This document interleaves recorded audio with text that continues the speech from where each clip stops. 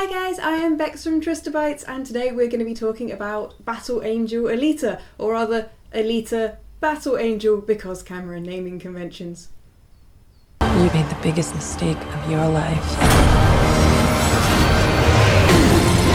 Underestimating who I am.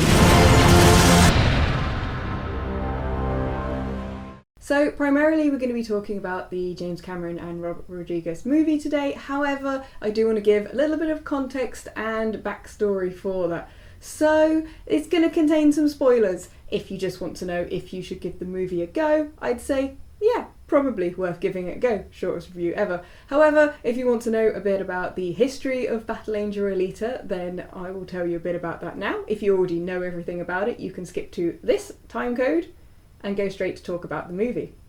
So Battle Angel Alita, originally called Gunmu, which means Gun Dream over in Japan, is a 1990 manga series by Yukito Kishiro. It's also spawned several other manga series as well, including Mars Chronicles and The Last Order, so it's still an expanding world. In 1993, the first 2 volumes of the manga were turned into a 2-part OVA series, which was released over in the West by Manga Video, and that for me was my first interaction with Battle Angel Alita, and I think for a lot of people that's the first thing they saw as well. And then later we spotted that you could buy all the manga over here and kind of find out more about the world that way. In many ways, the OVA was quite a faithful adaptation of the first 2 volumes of the manga, obviously shortened a bit.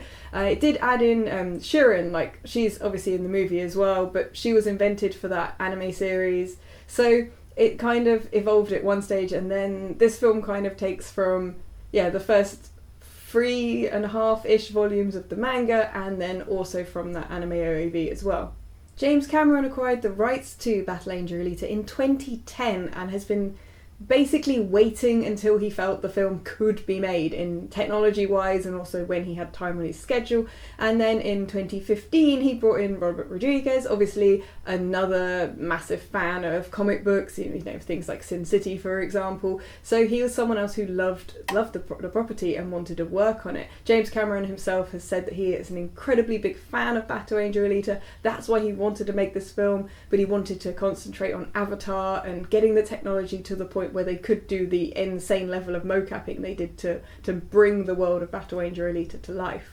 So it didn't really languish in development hell, but more sort of a intentional development purgatory. It has meant, however, that news of Battle Angel Alita being made into a live-action American movie has been floating around the internet since 2010. And for fans of the anime or the manga, it's been one of those topics where we were like, will this movie happen? Will this movie never happen?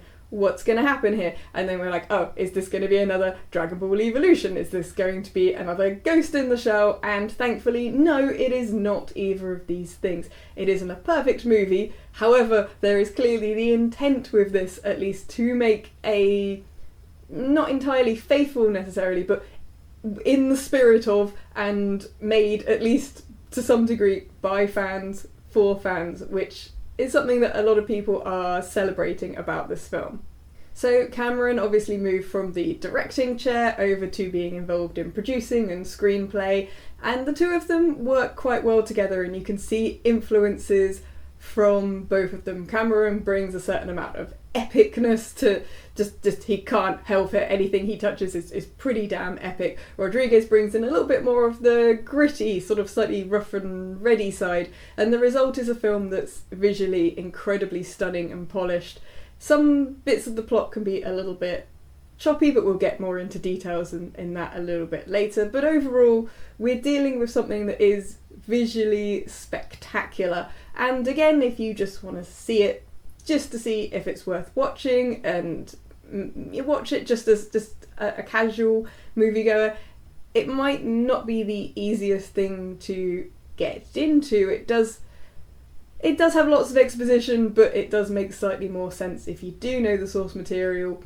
But that's partly because they aren't dumbing things down in the Ghost in the Shell style, so you can watch it as a newcomer and still enjoy it. But I think the people that are coming to it completely fresh see it slightly differently, and that's been quite an interesting thing. Like, as I've heard other people's feedback and thoughts of it, like, we'll get into it a little bit more later, but yeah, it's been interesting to hear the different viewpoints of people coming to it completely fresh versus people who have read the manga or were big fans of the anime back in the 90s. Okay, first off the bat, let's deal with the two things that have been happening on the internet. First one, the eyes. Since the first trailer dropped, we've had people talking very much about Alita's eyes. And I think they work. I think they're wonderful. I think the mocap is incredible, and Rose's job getting the emotion through, brilliant. The mapping of every imperfection on her skin, like it's a gorgeous effect. Everyone says, oh, it's too uncanny valley. It's supposed to be. She's supposed to look slightly off, slightly wrong. You know, people are saying, like, this in uncanny valley, for those who don't know, is just a term that means doesn't look quite believably like a real human. You can tell something's wrong. She's a cyborg. She's not supposed to. She's supposed to have a slightly otherworldly look. Her eyes are bigger than quite a few other characters. Not all the other characters, but quite a few other characters in the source material. Not everyone has ginormous anime eyes in that. And she is supposed to stand out a bit. She's supposed to have this slightly almost doll-like appearance that is contradictory to her nature. It's part of her character.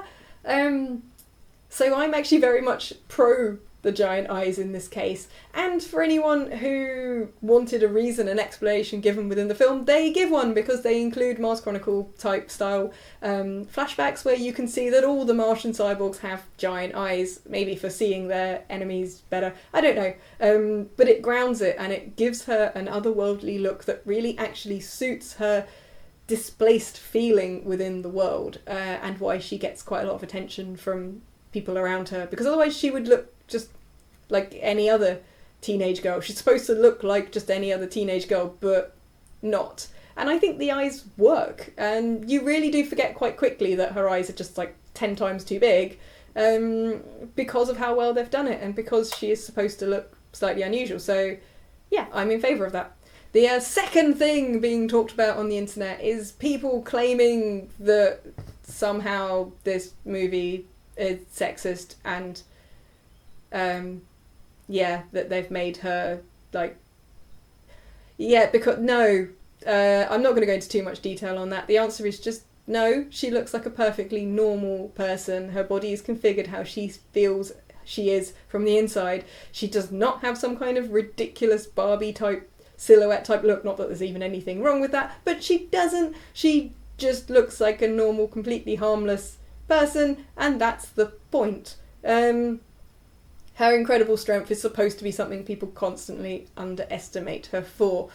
So when it comes to all of that talk, I'm not going to go into saying people who are putting up articles about this saying that this movie was bad and that she wasn't a strong female character. She rips people, like she stuffs one of her own arms through someone's head. She's a strong female character. She's just a strong character. None of this matters. The only person that's actually objectified in this movie is Hugo. Just saying. So that's probably about enough that needs to be said about silly controversies and things, so we can actually now talk about the movie. So Alita Battle Angel, because Cameron, it has to start with an A, does for the most part follow those two arcs of the first two volumes of the manga. That's the same two volumes that anime was following as well. However, they really, really, really wanted Motable to be in this film, so they have taken that arc and rammed half of it into this movie, and that I think has made it a very, very busy movie. And that's one of the complaints I've heard, is that there's too many different elements going on, and I would agree on that front. Wanting Motable in this film has meant they've had to kind of shorten the timeline for everything else that's happening and weave Motable through it, and that's added a vast amount more data for people to need to take in. It also greatly changes Motable because Alita starts playing that game because, again, massive spoiler alert, because Hugo dies and she throws herself into this incredibly violent sport as a way of numbing the pain and finding herself again, and because she just actually enjoys violence. So putting Motable into this one, when just before her character's kind of evolved that way, I think that it just made everything far too busy, and I think it would have been better to have saved Motable and just teased it at the end. I felt like, they wanted to make the Motable arc almost, but they needed to have the origin story, and everything that happens in the first 2 volumes of the manga is incredibly important to understanding Alita and the world they live in, so they just kind of did everything. And yeah, that approach I think was very ambitious, but possibly was just too much to fit into one film. It's been interesting as well seeing the reviews of people that have come into Battle Angel Alita Completely Blind, or Alita Battle Angel. This is going to keep happening. I'm probably going to use names sort of slightly more interchangeably. Alita was originally called Gali in Japan. Salem was called Teferis or Salem, so there's that going on. There've been various name changes. The Scrapyard becoming Iron City, so I apologise if I keep jumping between the different names for the same thing. I will try and stick to the movie ones as best I can, so bear with me. I've forgotten my point. Oh yes, people coming to the movie knew. They felt like not seeing Salem meant that the film didn't actually get to its crescendo. I've seen a couple of people saying that, oh, it's like watching The Wizard of Oz, but they never get to Oz and they don't meet the wizard. And that was really interesting, because the changes they've made in order to make this movie have made the Iron City, not Scrapyard, Iron City, seem, I mean, it's still brutal, don't get me wrong, but it's a lot less brutal and a lot less oppressive, and it seems to have these nice lovely grassy areas and things going on outside where all the crops are. It just doesn't seem as bad. And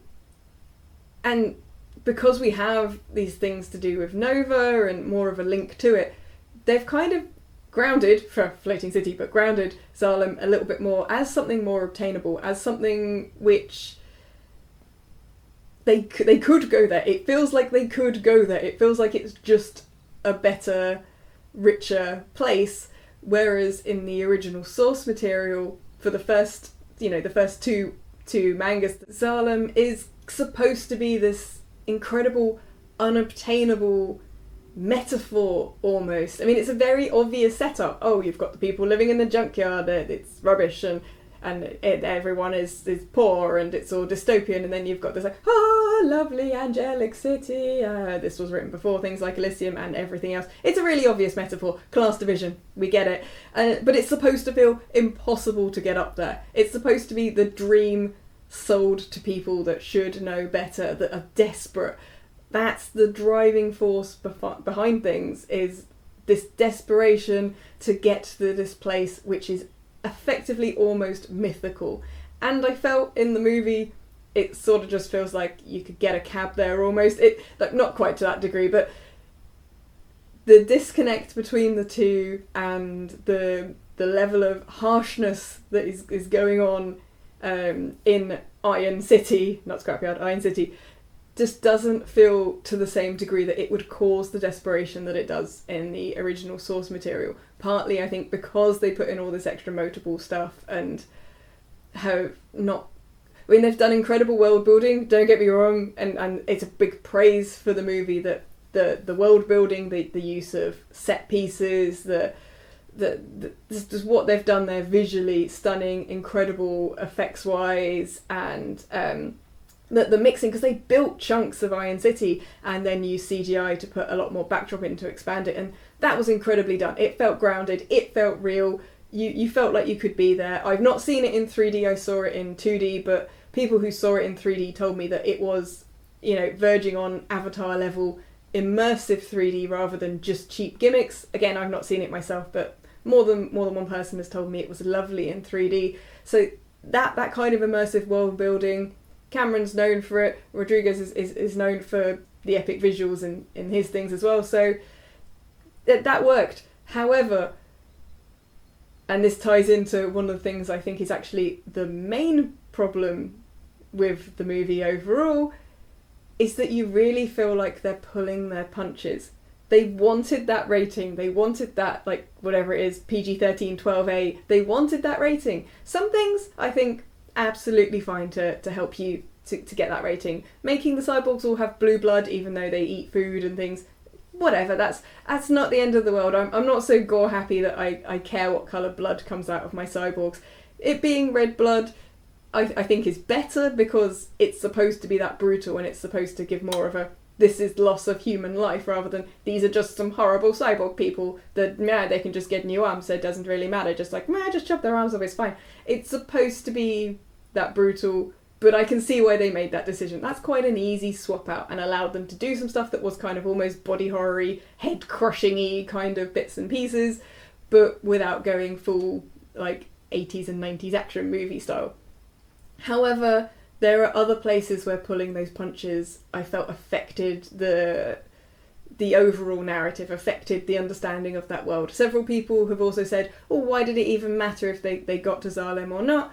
It didn't seem that bad in Iron City, and I think that's a valid point. And had they been more willing to go for a slightly higher rating, I think, and it's easier in the UK because we have like 15 and 18 and things. In the States it's just PG-13 and then R, if I'm right, and then X. But that, you could feel them being limited by that. You can feel them wanting to cut away from shots that would be too brutal. You could feel them making narrative decisions quite cleverly, but that had started to have an impact. Hugo's character, he wasn't stealing people's spines and leaving them like in a wreck, just random people, just tricking them, stealing their spines because he will do anything to get to Zalamin.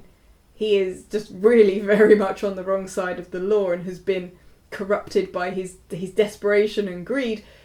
He's nicking arms off these rollerball players who are basically assholes. So it isn't, again, it doesn't feel that bad what he's doing. And when he's wanted for his crimes, he's actually wanted for a crime he didn't commit.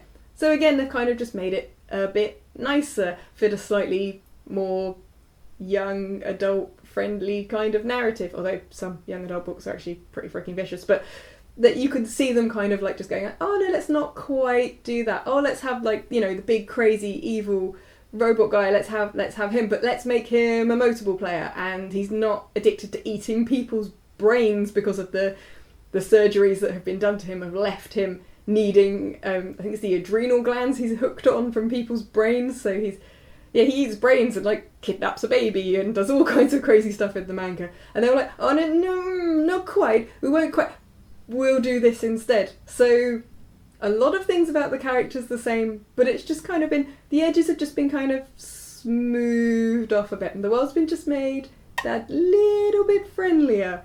And they've done that in so many places that it just changes the overall mood, the overall feel of the place they're living. Ido is going out being a hunter warrior because he needs the money to help people, and also because it was somebody horrible like this that killed his daughter. He has no daughter in the original. There's no daughter. He names Gally, Alita, after his cat. He's a hunter warrior because he likes violence, and he's afraid to show Alita that he actually just enjoys violence because he doesn't want to ruin her image of him. And then it turns out Alita just kind of likes violence too, and that's something they have to reconcile within each other, that they don't fit each other's ideal in some way. Originally, Alita is horrified by Ido's actions, thinks he's a killer. Her body in the manga doesn't come from Ido saying, I made this beautiful body for my daughter, but she died, and you're not my surrogate daughter, so... No, he takes those parts of people he is killing for money. They're not nice people, but he's killing people for money and fun, and then he builds her a body with those parts. It's a very different feel. It's much more brutal in that original source material. And just these places where these punches are getting pulled, I feel it just has a slow overall impact, and that they did sacrifice maybe making a better product in order to adhere to the ratings, and because they wanted a wider audience. And of course this is partly because Cameron and Rodriguez, I'm assuming, really, really want to make a series. I'm assuming a trilogy based on how much they've gone through the plot line already. Although by the looks of it they want to start pulling in like Mars Chronicle stuff and expanding way beyond the first run of the manga anyway, but they're setting up for a series. And a lot of people felt kind of cheated by that. Oh, this just ends on a cliffhanger. They don't get to Zalem and it just ends like this, and they just want a sequel. And it's like, well, Alita is a serial, is a series. They needed to either run the same as the OAV and just do the first 2 arcs and have that end because it has such a clear end, and then do it again. But they want to get budget. Like, I can understand why they've done it the way they have, but I can also understand why it's frustrated some of the viewers, and because you just got bombarded with so much information for this amount of time, and then a lot of it, you've got to wait for that. Teasing Nova, making Nova controlling people. That also made the bad guys less bad. It's like, they're just supposed to be dickheads. They're just supposed to be arseholes. Nova's not supposed to turn up till, like, way later. And he isn't quite this, like, huge puppet master kind of character. Anyway, he's more complicated than that. And in some ways, everyone's a bit more complicated than they've had time to portray them as, because they've put so many people in the film and just slightly smoothed off those edges on a lot of them. So yeah, adding Nova in early, making him controlling everyone, that as well kind of made it a bit more, here are some good guys, here are some bad guys, here are some bounty hunter people, they're kind of neutral. And that changes things rather than just, everybody's fucked, we're all just trying to survive. Whoops, I have to beat that. We have to try and survive, and things are terrible for pretty much everyone. Yay! Which is how the original one felt in a lot of ways. Also, by truncating everything this short in the movie, you're dealing with, like, literally, I think the timeline goes, Alita wakes up, Alita discovers oranges, Alita meets Hugo, and then discovers chocolate, and then she's in love. That's not what happens originally, and I can see why they've done that. It fits a more standard American blockbuster movie format narrative. Hugo is not supposed to be introduced until the second half of this arc. So Alita is established over a longer period of time. I think we could have done with a time skip, to be honest. Alita wakes up, Alita discovers oranges 3 months later. Just to give it more grounded, because literally it's like 3 days. So this whole movie feels like it happens in like a couple of weeks. That makes it appear just a bit too... it's just too convenient. By having a bit of a time skip there, and Hugo turning up a little bit later, even if it was in real R-E-A-L time, R-E-A-L time, rather than real R-E-E-L time. Miniature movie theory lesson here. Real time versus real time. This is always great having discussions at university. Real time, meaning the amount of time happening visually in front of you, versus real time, the amount of time that's passed within the world of the movie. So in whichever way around that was. So in real time, it would have been nice to have added on a couple of months just with some kind of time skip to give Alita time to have found herself and become a hunter warrior and gone through some of that evolution before she just immediately like falls in love with apparently the first boy she ever sees, which just makes it look a bit lame.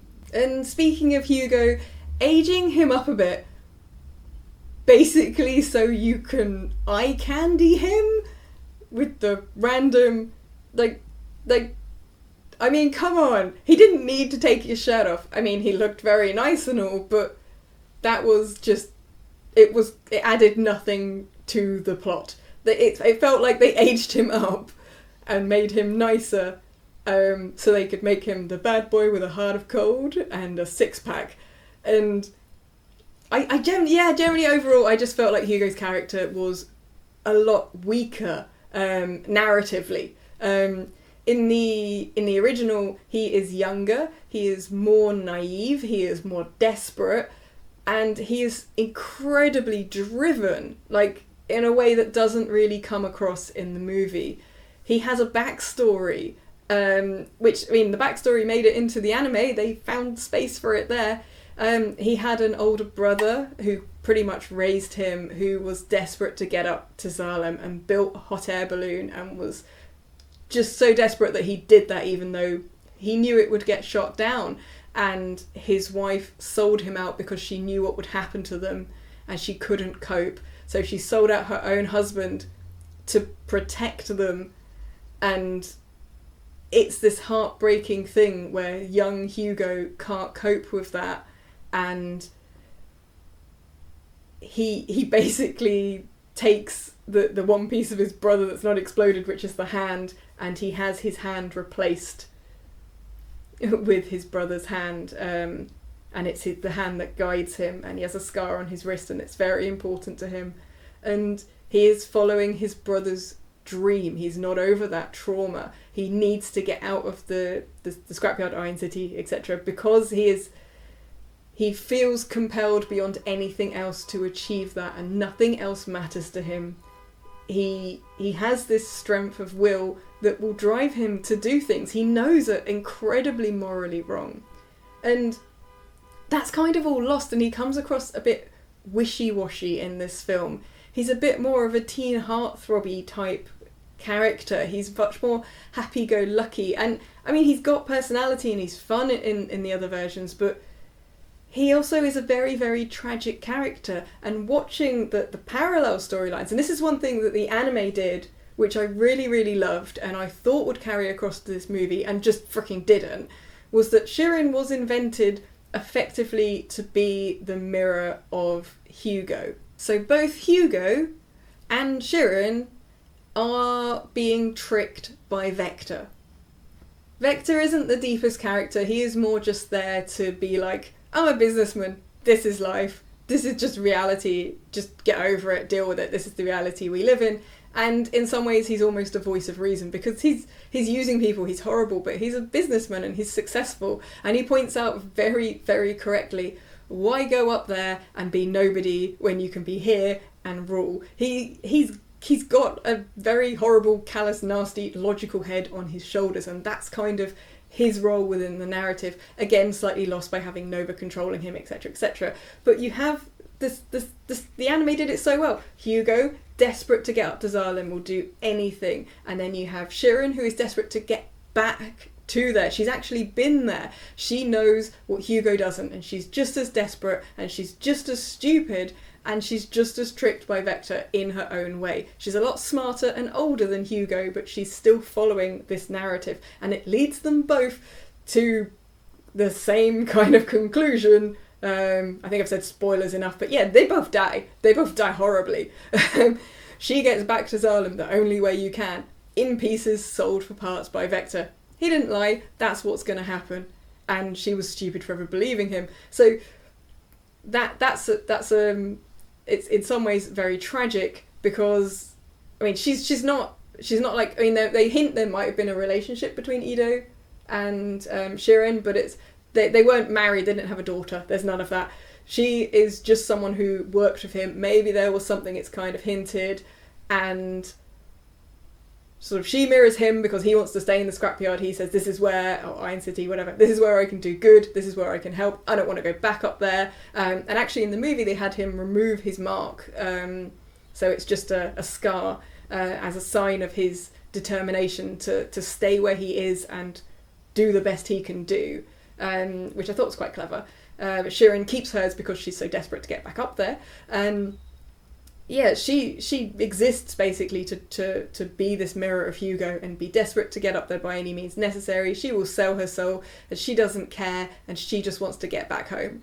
And then Hugo, he doesn't even know what's there, he has no idea, but he's determined to follow that dream and make his way there as well. Both tricked by Vector, both come to tragic ends. And because of Hugo's epic backstory and his it's so more emotional with Hugo in the other versions. Like, when he is climbing, he knows he can't make it. He knows it's hopeless. Like, the way they kind of foreshadow that the ring's coming down, like, I wasn't so keen on the way they did that in this film. It was just a bit too, like, here's something that you need to pay attention to for 5 minutes later. You kind of hear them a bit. They seem just more inevitable in the source material, and the anime as well. So you know he is going to fail when he goes up that tube. You know it isn't going to work. He's doing it out of desperation. It destroys him. and he keeps trying. It takes so long for him to see that maybe there is actually some good in the scrapyard. Maybe Alita and him could build something together, or there was another way. But they kind of threw that away and made it more teen romancy, and I feel that weakened everyone.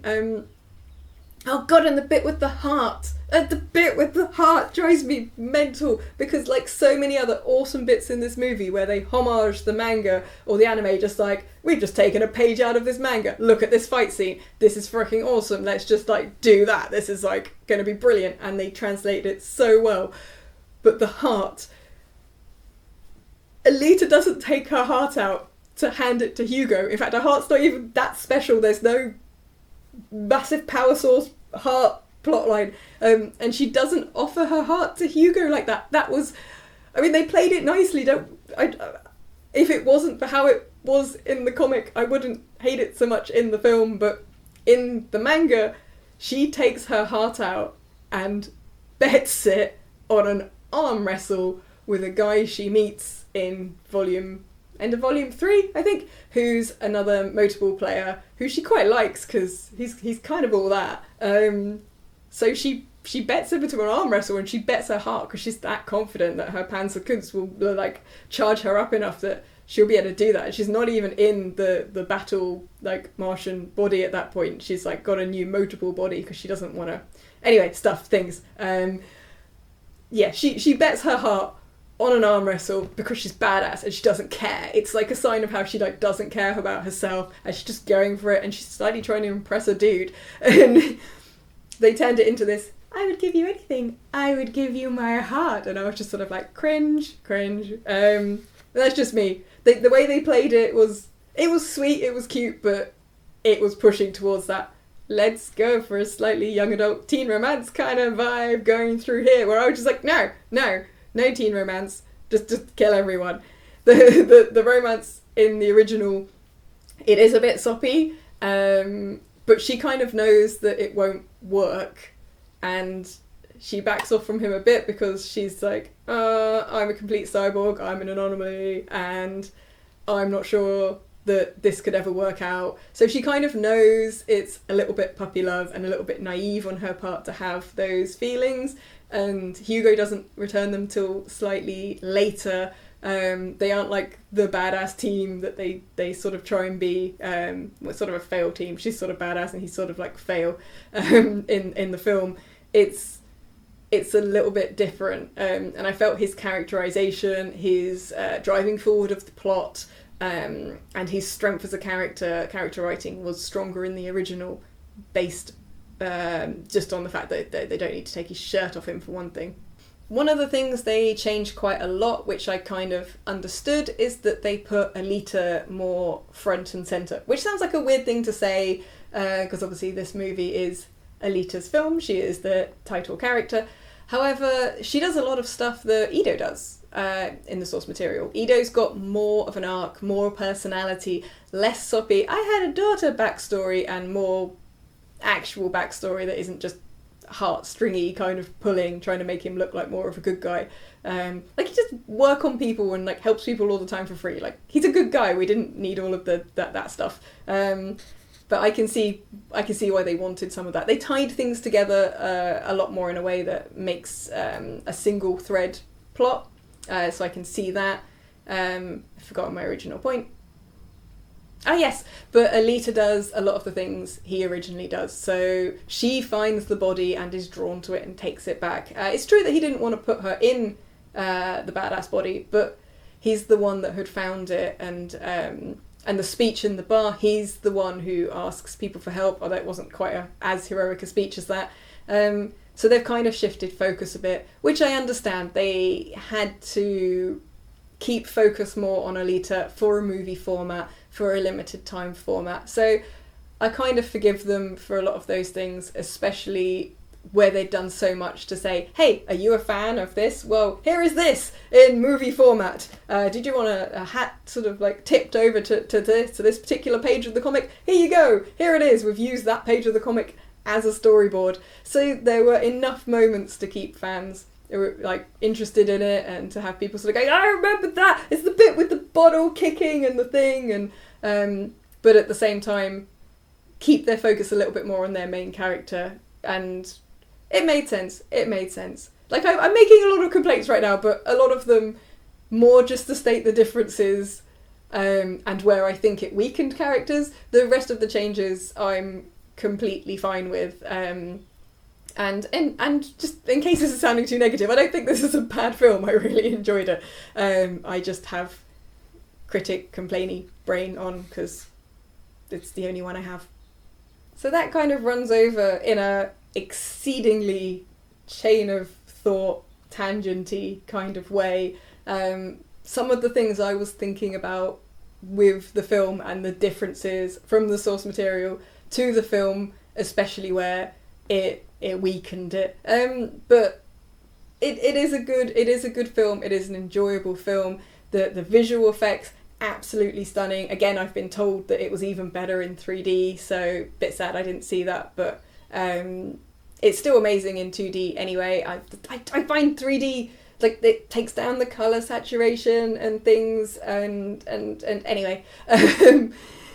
2D or 3D, definitely not just a gimmicky 3D, I have been told. If you've seen it in 3D, please let me know if the reports I've been given are correct on that one. And overall, I can see various people's criticisms of it. I can see why other people loved it. It's definitely visually stunning, world building, slightly smoothed off edges and pulled punches, but still stunning, and still an excellent job by so many people involved. The mocap work, the eyes and everything, just, I loved it. I think it's an incredible piece for moving technology forward, and it was very interesting. It worked really well. So there are lots of good things about this film. I'm, like, rewatchability wise, I'm not sure. I mean, if you've got a projector or a huge TV, because it's so visual, because it's like even bits of Ghost in the Shell, like, although the live action film, I thought, like, the plot was awful and the script was awful, visually some of those scenes on a big screen on IMAX were incredible. It was just a shame that all of the beautiful hard work done by set designers, costume designers, the practical effects in Ghost in the Shell for, like, the robot faces things, like, incredible, wasted with an absolutely terrible plot and direction. But seeing it on a big screen, like, and there's no point seeing that movie on a small screen. Alita's got a bit more to make it rewatchable. There is an actual plot. There are likeable characters, so already two things ahead on Ghost in the Shell there. And it does have some rewatchability. I don't think it will be on my I'll watch this 100 times list, but it certainly isn't something I would mind watching again. And if they bring out another one, I will definitely watch this one again before going back to see the next one. It'll be interesting to see if they do get more sequels. It's such an expensive film to make, and getting a genre movie, a cyberpunk movie, like, even with the backing of Rodriguez Cameron and the incredible stars and actors that are in this, getting backing to get that much budget to make more, I don't know if it's gonna do it. Like, the reviews, the ratings have been quite mixed. I don't know what the final box office figures were, but I certainly heard a lot of people saying that the cinema was not packed when they went, so we will have to see. It could be it's a sleeper hit and, like, the Blu-ray sales go through the roof. I'd like to see more. For all of the criticisms I've made, I would actually like to see more of Cameron's version of Alita. I think that if they want to continue with the storyline and do more of the Mars stuff mixed with more of the Motable stuff and carry on forward, I think it would be enjoyable. Like, I do want to see more. So sorry for the amount of things I kind of bitched about here, but I would actually be interested to see more. And I went to the cinema to watch this, and I will go to the cinema to watch another one and support it there as well. So let me know what you thought about Alita Battle Angel. I got it right that time. And if you watched the original anime OVA, if you've read the manga, any of the series, if you follow it, what you felt about the changes, if you felt they impacted it the way I did, or if you think I'm just too pedantic, whatever. Like, I would love to hear your thoughts on all of that. And yeah, you guys are awesome. Thank you to everyone for watching. Thank you to all